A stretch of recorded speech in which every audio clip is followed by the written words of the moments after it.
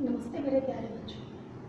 Today we are going to start our topic, chapter 1, the rise of nationalism in Europe. We are talking about the nationalism in Europe. Coming to the concept of nationalism, what is nationalism? When we are talking about nationalism refers to sense of identity, oneness, equality. It means when a citizen of a country have the feeling of same identity, similar thoughts, oneness of feeling, that is called nationalism. We consider 19th century to be associated with the rise of nationalism. Why 19th century? 19th century is considered because during that time the thought of liberty, equality, nationalism and fraternity came into the mind of people of our country or different countries, which gave them the feeling of nationalism. To get something good for their nation, to achieve something for their nation which proves to be prosperous and happy living for the people of the country.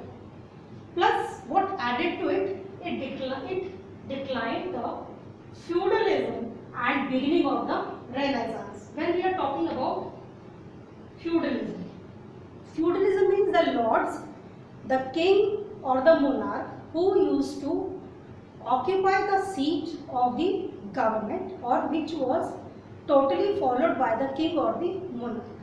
Everybody of a country belongings has to follow the basic rules, regulations, norms, laws that was made by their feudal lord or by their king or monarch. That was decline. Ending part of that. Coming to the beginning of Renaissance. When we are talking about Renaissance, there is a word re.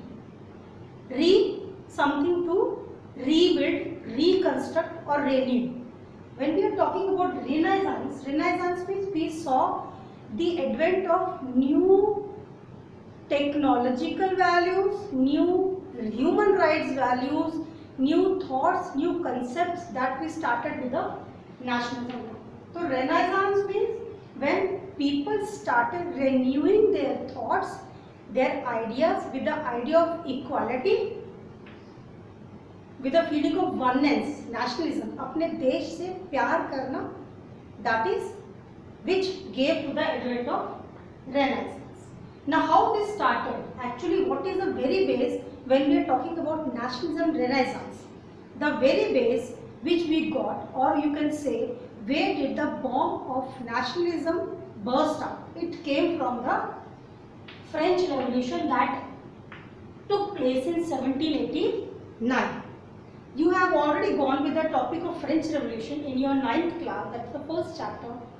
How the nationalism feeling rose in French people which took them to the path of French Revolution. What was the concept of this revolution? Why did this revolution occur actually? Age of revolution. Because of this French Revolution, the age of revolution started. Revolution means not to fight, not to create violence. Revolution means something to change for the goodness of the people, for the goodness of the society. It doesn't mean to kill or harm or to have a suicidal sort of things. So this revolution started. Revolution again with the feeling of nationalism, something good for the people and the society. It ended the monarchy system, feudal system, which we elaborated earlier. It tends to the end of the monarchy, which was residing at that time in the France. Emergence of Napoleon Bonaparte. Obviously, if someone is getting irritated by the rules of the monarch, they wanted some leader who can lead them to the path of nationalism, or they wanted to make themselves independent from the rule of monarch, because to some extent they were not satisfied with the laws which were given by the monarch. And who held them?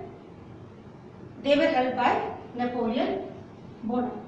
Napoleon Bonaparte gave his hands to the people of France to pick them out of the grip or the crimps of monarchy. The people were very much impressed by the speeches, by the personality, by the attraction power of Napoleon Bonaparte, and they clearly followed the policy made by Napoleon Bonaparte, and they easily followed him.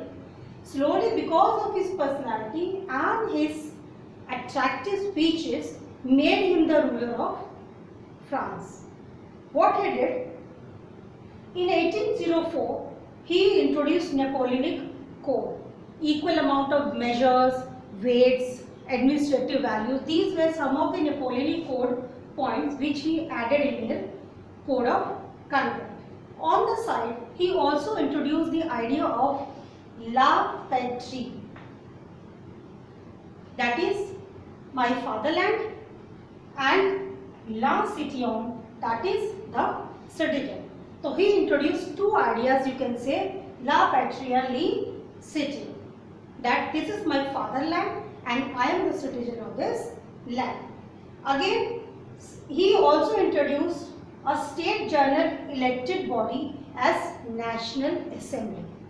Though they have an elected body which was no doubt started by the monarch only to satisfy the people, which was divided in three states, first, second and third.